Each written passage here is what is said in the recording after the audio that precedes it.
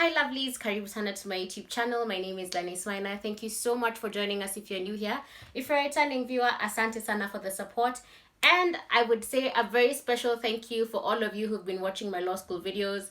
I've been getting quite a few DMs from you guys just asking about law school and how I arrived at maybe my uni and what I think about the law school community in Kenya, and I'm really happy that I've been getting that feedback.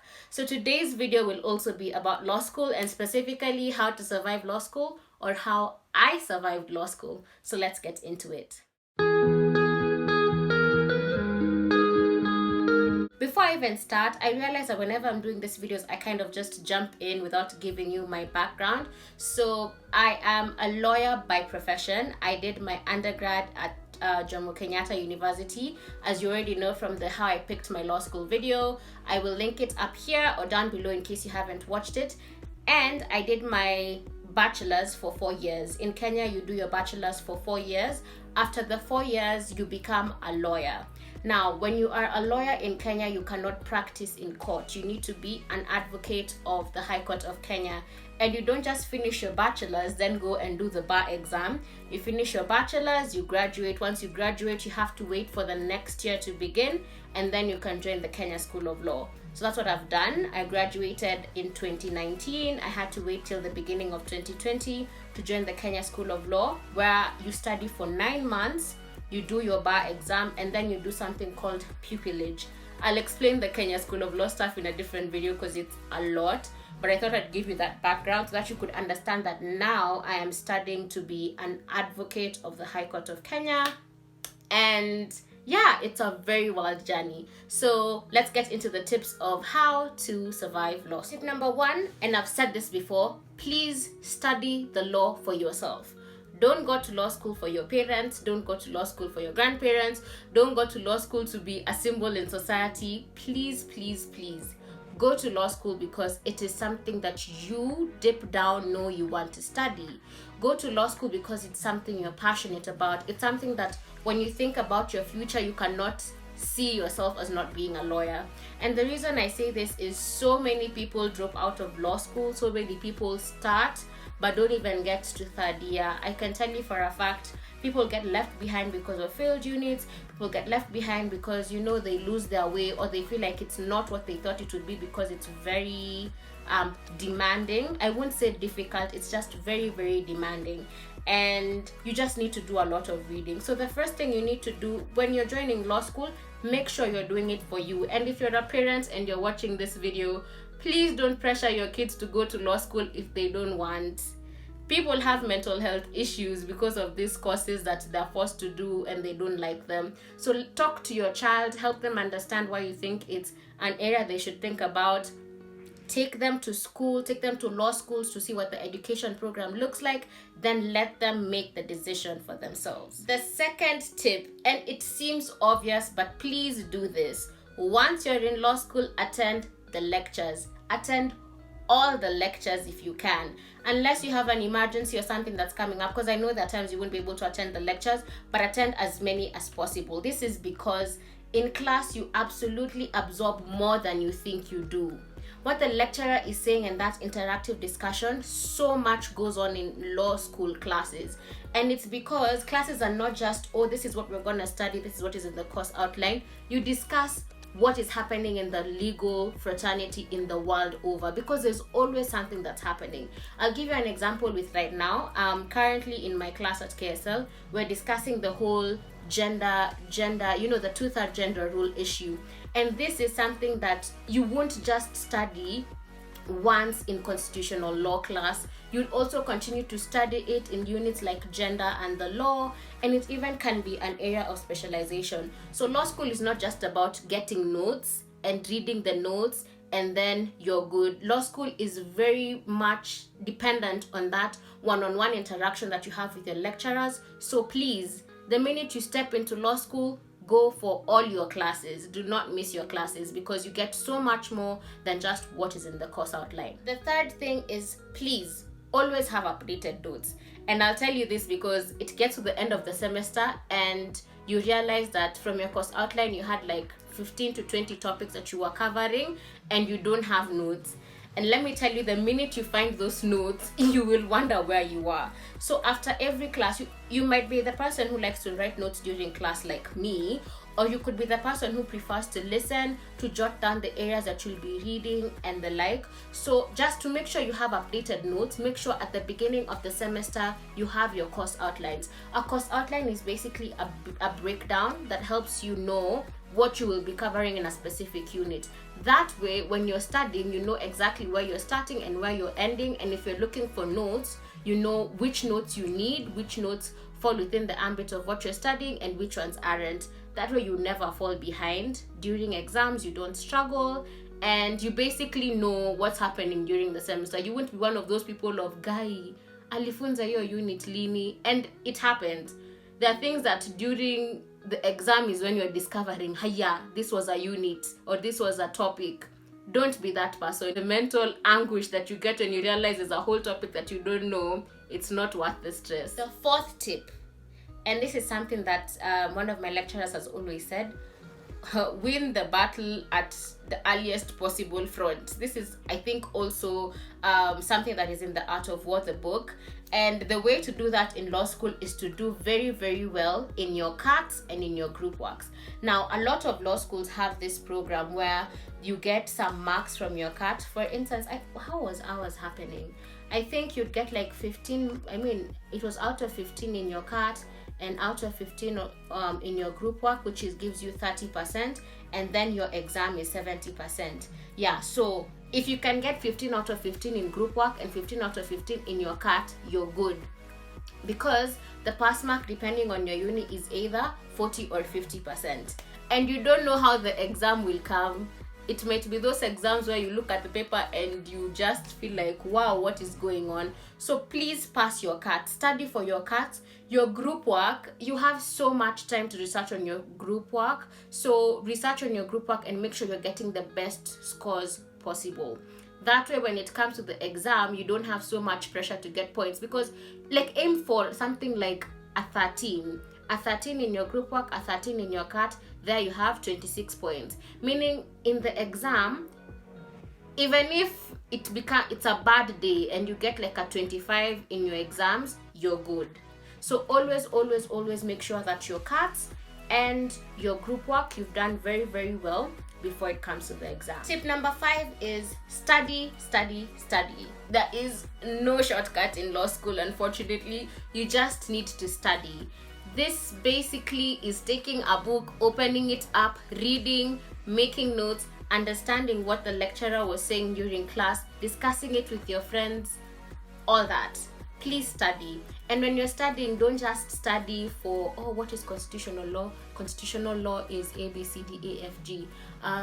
When was the Constitution founded? It's not just that. It's also understanding the historical background of these units. So you understand the history of constitutions, you understand the various systems of government, you understand if your country is an adversarial or an inquisitorial system. It is so wholesome how you study the law. The thing with the law, it is very integrated into society. So when you're studying the law, you're not studying to cram the way we used to cram in high school. You're studying it to understand how the law fits in society. So as you're studying the law, think, even as I'm reading about the Constitution, why was this referendum so important in passing this Constitution? Why is this constitutional, reform very, very important? Why are they talking about the BBI? That's how you study the law. You study the law by seeing how the law fits in society. And the beauty with that is, most of the questions you will be asked during exams, they are not what is constitutional law. You might be asked that for 2 marks, but it will be an application question. So an application question is where they give you a story, and then they tell you, discuss the constitutional issues that arise from this. So when you're answering that question, you say, what is constitutional law? The constitutional issues, you give your examples in there. So the most important thing to understand from this point with all that rambling is, when you're studying the law, study it in a holistic front, understand how the law fits in the society. Tip number 6 is get a good study buddy. And you might be one of those people who studies when you're alone, like me. I really like to study alone, but it's very important to also get a study buddy or to get a study group so that you can see what you don't see. It's very easy for you when you're studying alone to just look at the course outline and feel like, yes, I've read this topic. But when you study in a group, what you have read and understood is challenged. And when that is challenged, it means that you have an opportunity to go back and study it and understand it better. So in as much as you may want to study alone, please at least get a study buddy or a study group for your revision. It really opens up your mind. Tip number 7, and this is an absolute favorite of mine: the library is your friend. There are some people who made it through law school without going to the library. I don't know how, but the library is your friend because that's where all the books are. That's where the law reports are. That's where the textbooks are, and you need a properly stocked library. So when you go to the library, know what you're going to study in the library. Know which units you're going to study. If you can, don't carry your phone so that you have maximum concentration, but make the library your friend, because when you read these books, instead of just the handouts that maybe you're given by lecturers or the like, you get a wider scope, a wider perspective on even how the law applies in other areas. So please make the library your friend. Like, try it out. If you're those people who the library didn't work for you and you survived law school, I don't know how you did it, but if you're watching this and you're in law school and you feel like you want to understand how to do better, please go to the library. The 8th tip is join a club, a society, whatever it is. Law school is already a lot, and we talked about this in a previous video where I was talking about the things that you should know about law school. In case you haven't watched it, I'll link it up here and down below. It's that most of the opportunities do not just come to you when you're sitting in the library. They come to you when you're out there interacting. So join sports, join moot court, join Kenya Model UN, join any club or society that works for you. For me, I joined moot court. I have talked about this. You've already watched the how I joined moot court video. Moot court eventually became a big opportunity for me. So you look for something that will work out for you, so that you're also networking with other lawyers, you're also networking with other people, and you're not living in your own cocoon. The legal profession is very, very highly dependent on networking. So you need to start building your network when you're still in school. The 9th tip, and this is something that will sound like a paradox, but you need to sleep well. I can tell you for a fact there are days I look like a walking zombie in law school because I had studied all through the night and somehow into the morning. Hi Jess, how are you? We used to transnight with Jess like mad people because we had so much to study, maybe when we were preparing for a moot court, or we were just there with our roomies, Akina Shay, Selma, and we are studying for exams, and you look like a zombie the next day.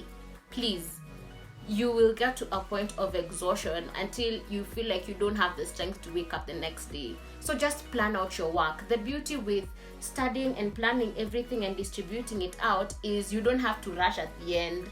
All you have to do is have a very good plan, and also try and fit in your 8 hours of sleep, or 7 or 6, because 6 hours is a lot also for a law student. So just make sure you're also sleeping well, you're hydrating, you're eating healthy. You don't want to walk to class one day and collapse.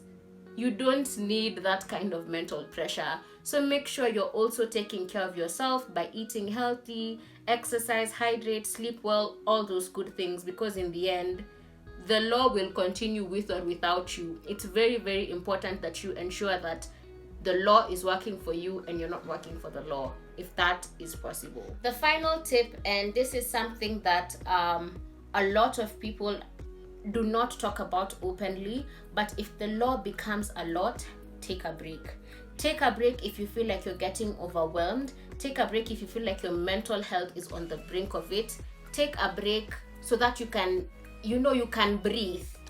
It's very, very important to take a break. A break can be 3 days where you decide, I'm going to go on holiday.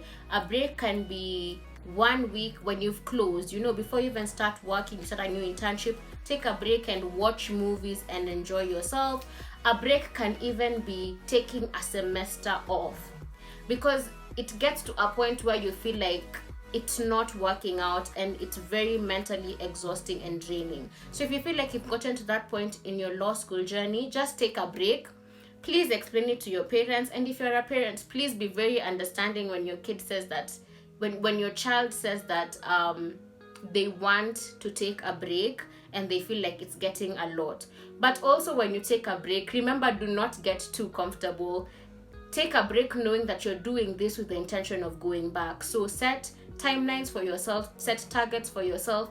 Law schools are usually very flexible when it comes to, deferring. So you can do that to make sure that you have yourself together, to make sure that you're taking care of yourself, and then you can go back. And that is it for this video. Those are my 10 tips on how to survive law school. If you have more tips, please comment down below, because we do not have a monopoly of knowledge, and we will help each other through this journey. Thank you so much for watching. As usual, please don't forget to be kind, be good to others, and have a very, very beautiful week. Bye.